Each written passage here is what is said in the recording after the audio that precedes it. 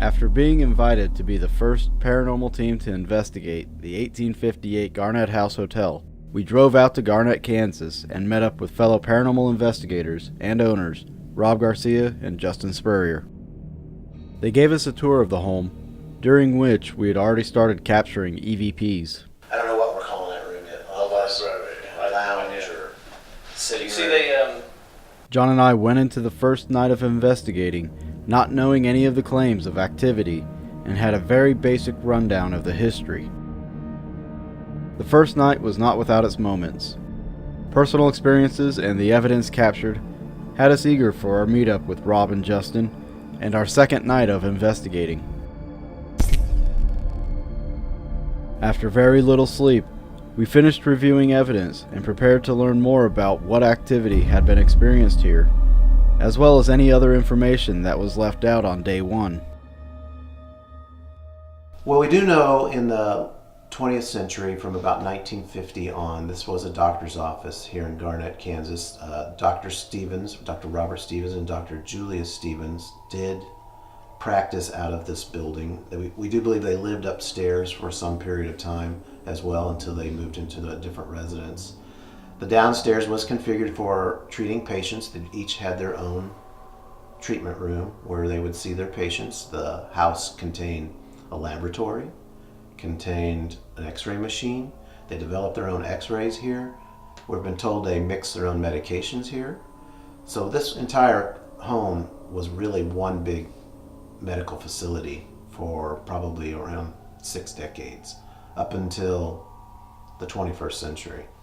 During the interview, Rob was telling us about a horrific story when we were interrupted by what sounded like a breath or possibly a hiss. It was a rented hotel. They did rent the attic out, and there was a freed black man, freed African American by the name of John Warren. We know that on an August night in 1864 that he went about a block away. hang on. Did you hear that? Yeah. Yeah. Did you hear it? I'm sure it wasn't one of them. I heard it down there. I heard it like it came from. Yeah, like it came from in there, like some kind of like. Yeah, exactly. Oh, dude. You might have that in your video. It might. Yeah. Well, these are directional mics. Yeah, but still, I It's mean, like a hissing sound. and with our with how much of a trim we got on, I'm not sure if we'll catch it. We know in 1864 that in that August of that year there was a lecture downtown with a famous scientist, and most of the adults went down to watch that lecture. Mrs. Doran, who lived about a block away from here, her adult daughter went to that lecture, and she stayed home and read by the fire that night. We do know that Mr. Warren went over to her residence looking to rob her. He walked up to her, he took an axe and hit her with the blunt end in the back of the head while she was reading. He did have his way with her and then began to look for valuables in the house. During that time, she did wake up. She did try to escape the house. He went outside around where she was trying to escape and met her at the door and did hit her with an axe again. And at this time, defiled her again, and then hit her more times with the axe, nearly severing her head. Her adult daughter did come back and found her laying there in a pool of blood, and she put out the alarm to all the men that were still in town, and they began a search party looking for who might have done this crime. They did find some bloody clothing that night and began to search for who that they belonged to. They were able to trace the clothing back the next day to Mr. Warren, who they did drag out of the attic of this building, who he had come back here to just back to his room and just went to sleep. So they did drag him out of here and took him down to where they had formed a commission. And during that time, they began to question him. He denied any wrongdoing or any involvement. They did find that his legs were still covered in blood, and they were able to make him confess at that time. During that time, they gave him a quick trial. They soon thereafter gave him a hanging in what is now downtown near the bandstand, where they had the jail being built at the time. It was not built yet, so they did hang him from the rafters, and it was a widely attended event here in Garnett at that time.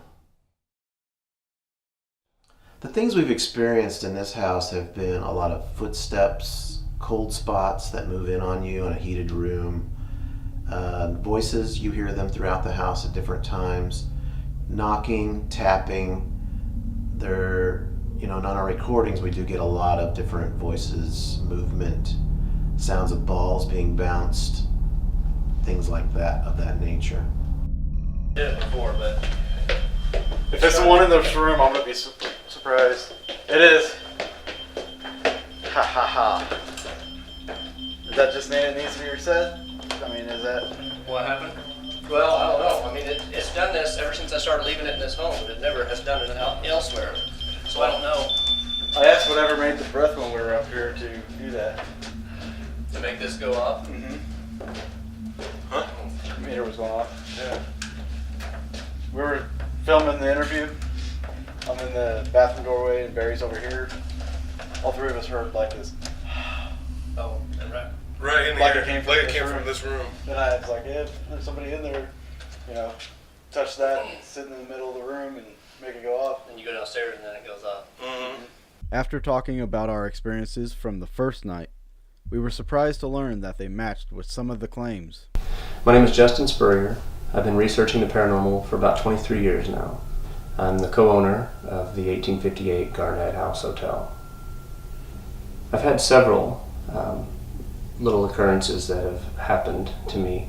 The very first one was when we came to actually view the house for the first time. We were here with the realtor, and right where we're standing, there was three of us, Rob, myself, and the real estate agent. And clear as day, we heard a little girl just start speaking in the room. And at that very moment, the back door right across from me just swung open with some force.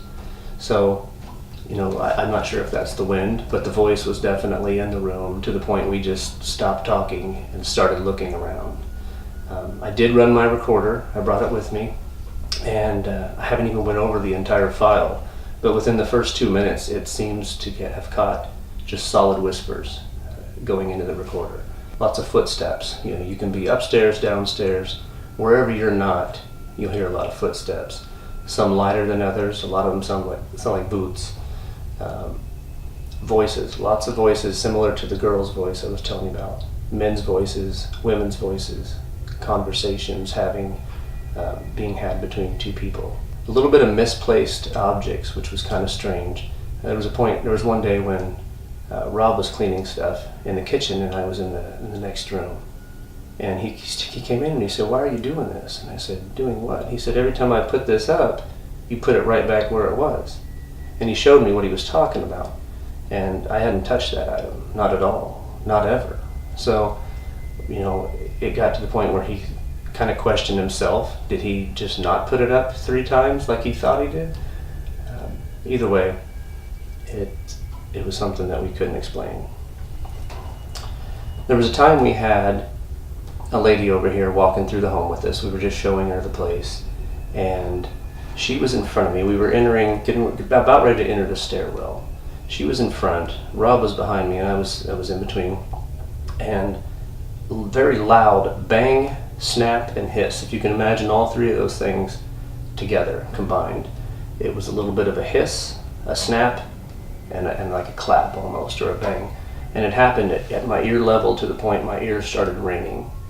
And the person in front of me turned around, and Rob thought I had kicked some kind of metal object on the floor. He was scouring the floor looking for that noise. I kept telling him no. It was right here in my ear, and it was just ringing. So that was a very strange happening.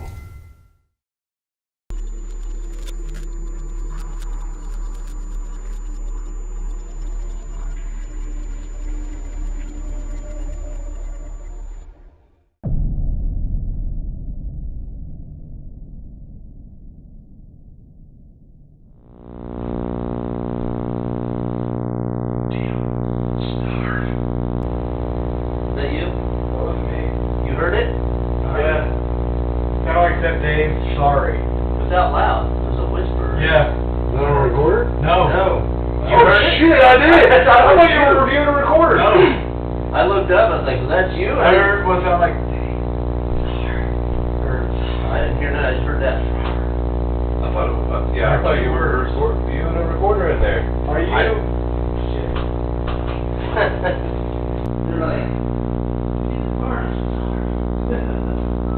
Are you there?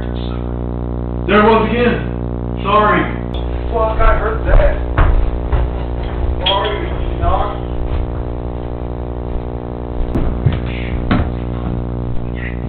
Oh, I think it's your obelisk. That is fucking shit. I just heard it right here. I had fucking goosebumps, dude. Like, that's fucking clear. I forgot it was out there. Oh, shit. What did it say? Yank, hobble, witch. Let me go back. That's not what I heard, though. No. Let me get out of this corner so I can. Ooh. That's not at all what I heard, though. It sounded with an S. Here's the log. Because I happened to be recording when that second one hit. So the last thing was.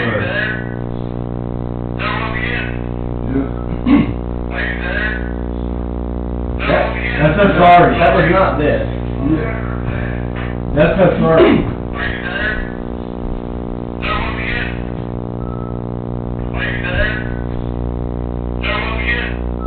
So. That's not even the sound it makes. Let me get that next to you. Yeah. The last thing it said was starve, island, seat, several, witch, hobble, and yank. Yeah, when we came in here, there was a couple of taps. Yeah, I don't think it was this. Are you there? There once again. That's a sorry. Sorry. Yeah. Well, I heard it the first time. I don't think Yeah, I you heard this not. all the time. You haven't even heard this. No, I haven't. Okay, well. That's still something. Yeah. Hold up. Two of them. Are you upstairs? I think I just heard it again. Hello? It sounds like something's moving up there. Further analysis has led us to believe the initial voice was not generated by the obelisk, yet the second voice that I had heard was. We also seemed to capture yet another voice as I reached the stairs. Yeah. Hold up. Are you upstairs? Shh. I think I just heard it again. We're sitting around just kind of getting ready to start investigating, and we heard a voice say two words, and then shortly after it said what sounded like sorry, and we were able to record it. So now we're going to go up here, hook up the ion generator, get it pumping, and maybe whoever is talking to us will say some other stuff or other things.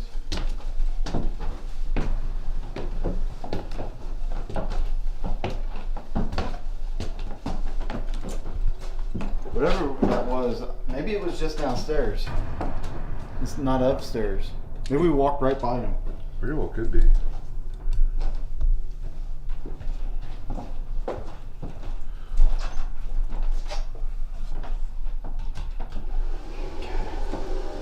Got that going.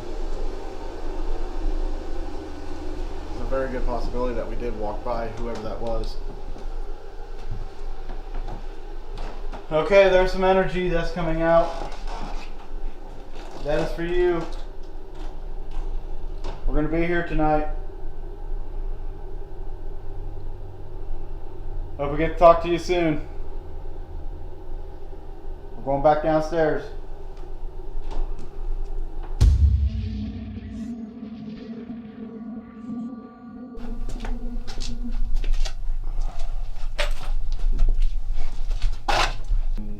Alright, so we have a trail camera or a trap camera, and it's set on motion activated video. So if it detects any movement, it's going to come on, and it'll stay on and until the movement ceases, or for an allotted amount of time. I think it's set on like 10 or 15 seconds. So. You can explain what the other one is too. And this one is, let's go ahead and change that mode actually. It's the Obelisk 5. We're going to put this on dictionary mode. Has a database of about 2,048 words, and it's believed that the spirits can manipulate various Here, you want to use... various levels of their energy to choose a specific word. You want to pop the speaker into it? Yeah, Run it for are a you few done minutes? with SP7 or something? No, I mean, we'll try that later, but... It's on. So we need to let it sit for a little bit and kind of Percolate. percolate. I just wanted to say percolate. Let it kind of get a reading of the energies of the field around it. And find the tunnel. Where is the tunnel? What do you want us to find?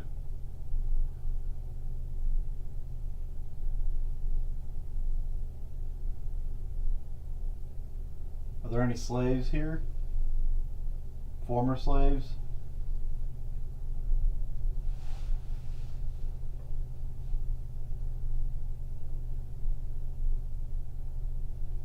Just so you know, the North won the Civil War. You're a free man.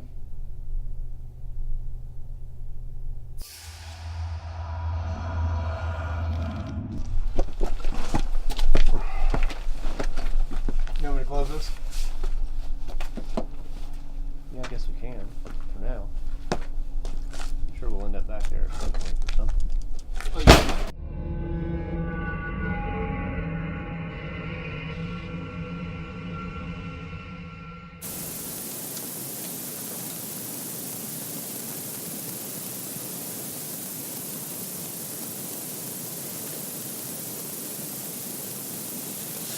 That's me sliding my hand on this. I'm not supposed to be sliding hand on the Turn a watch. That's illegal. During a previous investigation, Justin captured an EVP saying the word demon. We may have just captured the same thing. That's me sliding my hand on this.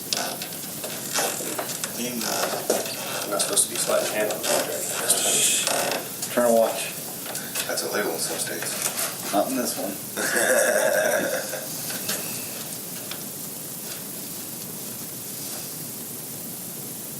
Are there any slaves that are here who would like to come tell us their story?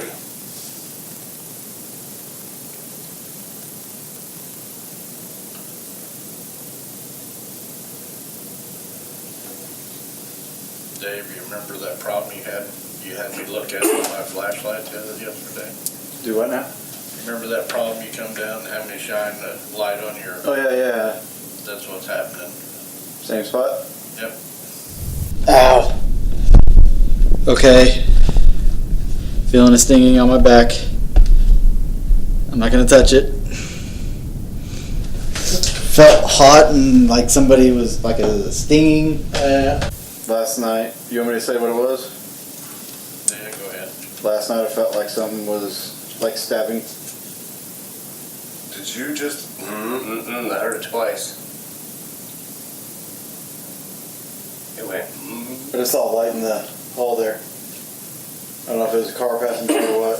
I have seen cars pass through the shadows here. So, last night, on my lower back, I felt like something was stabbing me in the back. I mean, it was like somebody was taking a needle and just sticking it into your back. I didn't touch it. You know, I kept my hands away from it and everything. I'm like, I just let it happen. And then it got to a point I'm like, okay, I'm going to let John look at this. And so I went downstairs, had John take a look. And there wasn't anything there, but I felt it. So, One of my students that's learning about the paranormal, she's been studying under me for a while, and that was John doing something there. that was a whole lot of sweat. Yeah, something just... Put up in your nose? No, it was like right up on top of my nose, just like if somebody just come down and wiped my nose or something. Huh. That damn shit.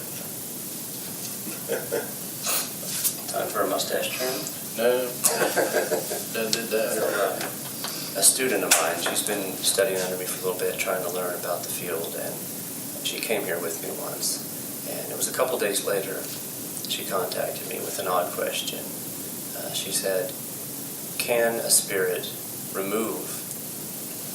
You hearing something too? No, it just felt uncomfortable right here, and just looking at obviously it's gonna be because I got the LED in my face, but you just looked evil as fuck. I mean, like. Don't laugh like that. Absolutely evil. Like, not even you. Really? Yeah. Well, it'll be the first time you guys have seen something else. Now, why is the camera pointing at me? If he looks evil, you should be filming him. You look green. A student of mine, she came here with me.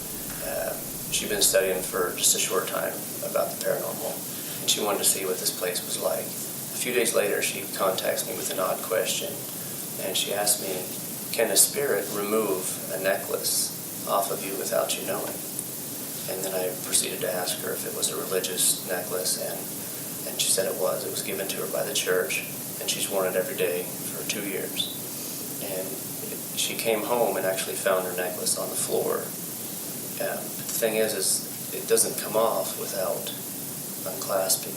So it was just really strange that she found it on the floor. And upon more research, you hear these stories happening a lot. Most of the time it happens when someone's sleeping, but necklaces being removed during their sleep. Hers didn't happen while sleeping, but just happened right before she left to go run some errands. Again? Did you hear that? That sounded like a growl. It's funny you said I didn't hear a growl, but I felt like my back just get like that warm, that warm cold feeling? Where it's like it's so cold it's warm. You've got that recorder in your hand? Yeah. Go to the very end of it. Or actually, the easiest way to do this, here, switch me real quick. After checking the audio, the growl I heard was faint, with Justin speaking over it. It's funny you told that story. I'm not laughing. I'm not either. You notice something missing from my neck, Dave? I see it. You know why? After our last investigation? You give it to Dawn? No, my clasp somehow was widened to where my clasp won't shut. It won't allow me to wear it. It's fallen off like 3 or 4 times. That's why it's not on. I gotta buy a whole new clasp for it because it just will not lock and stay on.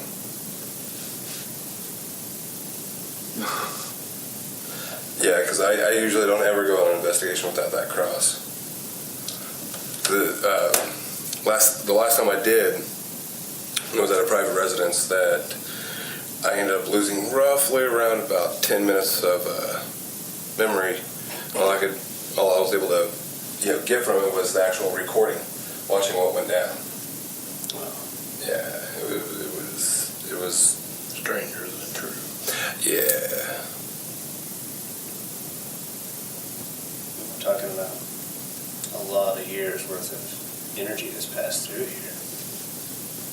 Not to mention whatever predates the home. We got a lot of entities here that could draw some unwanted attention to this place. Absolutely. Because there's a lot of mid-level demons that like to feed off of those entities. And they'll generally navigate to those places, such as there's a tuberculosis sanitarium. I believe there's one there that's been there. We've got answers to where it states it's not originally from there, but that it came there. And it seems like it feeds off of all those other spirits there and holding them there. So I don't know. I mean, if we have a lot of entities in this place, that could be the main oddball that's here causing a bunch of havoc.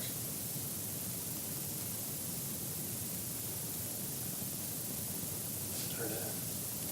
Behind you? Mm-hmm. In that room? Is that where you went? Another one? Yeah, I just got chills. I heard it. That was fairly close to me.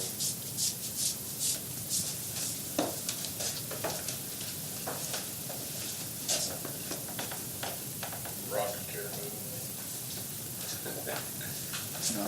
Oh shit, if it was.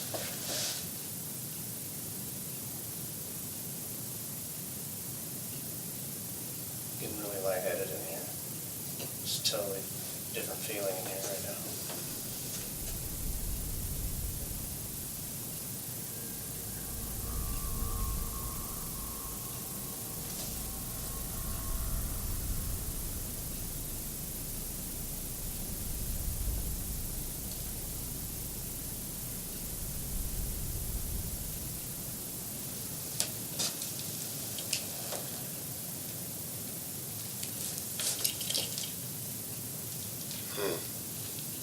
staying in that room now?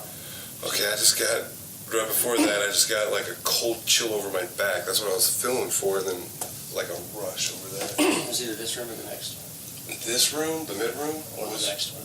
Yeah, the mid room was where me and Rob were doing the dowsing rods. Uh-huh. Asking the questions, and it actually, was responding by, moving those things for me. Okay, so I know you're here with us. You've been messing with us off and on throughout the night. We have a little device that has a blue light on it in the middle room here. If you would, please go over and grab it, touch it, throw it across the room. If it breaks, I'll buy you a new one. Right. Don't care if they do it to that. Go right ahead. If they could throw that sucker across the room, I'd be more than happy to pay it, whatever it was worth. Okay. As long as we have it on camera. Exactly. Oh, jeez. Yeah, We're trapped now. I've been waiting for that one. I was like, can't have Dave fucking farting before me on an investigation. What the hell? That's my job. Just one episode, maybe this one. You're gonna be named Barry Fart Tidwell. Oh, we got movement. We got movement. Yeah, sure do. Hello. How are you? Can you take it over a couple more lights? A little more. There you go. See if you can move it over to the middle. It's going real slow, isn't it? Or is it still stuck on the line? Thanks. It's still stuck on the line. I just heard it snapping there. Can you try to move it over the light to a different color?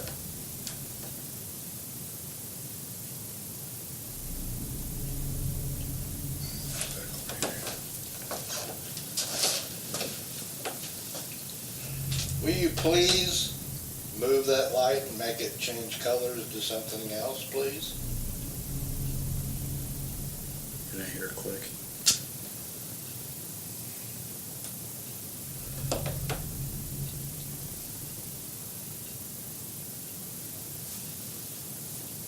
You can do it. Can you push it over to a blue or a green? Oh, there we go. Got 3 lit up. Almost there. Keep trying, guys. You're doing great. There's the yellow. Now, can you take away the red and leave the yellow?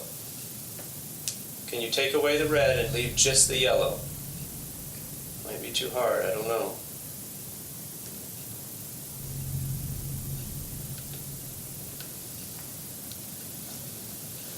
You're just standing in the middle of that.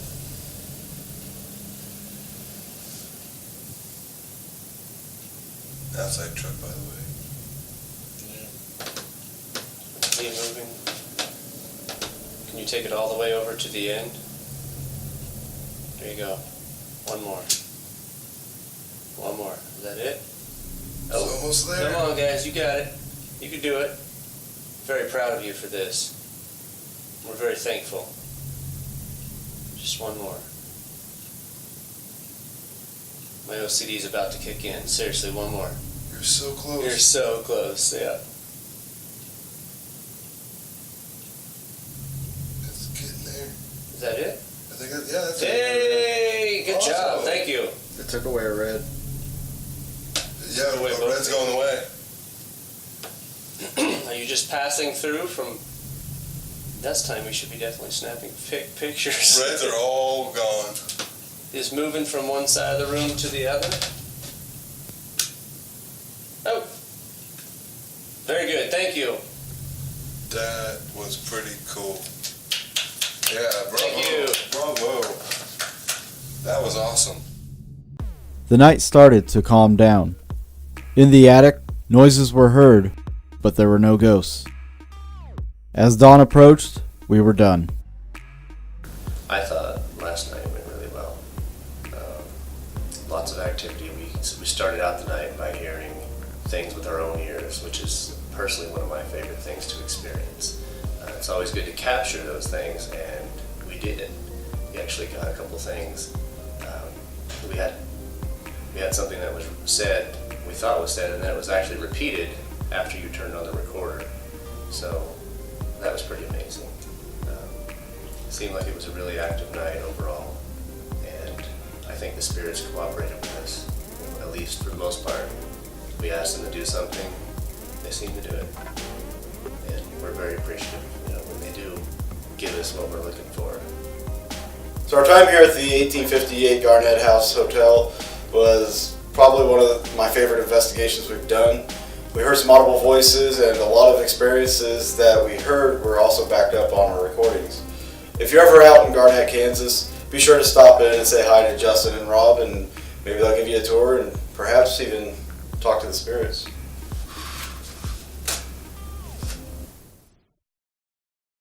I like working with Forest State Paranormal. They've always been, they always appeared to me to be, an honest team.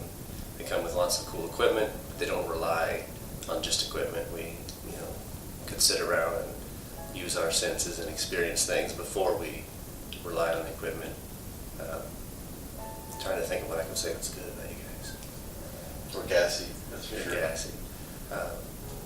No, I think they're very respectful to the spirits, which is a big thing. It goes a long way with me because I believe in just as we treat people now, we should be treating them just the same. And some of these groups come in, do cruel and awful things, and Forest State don't do that. Like Forest State Paranormal. Again, right at the camera. The same thing. The last part. That very last part. we We like now that same stage, we like Forest State Paranormal.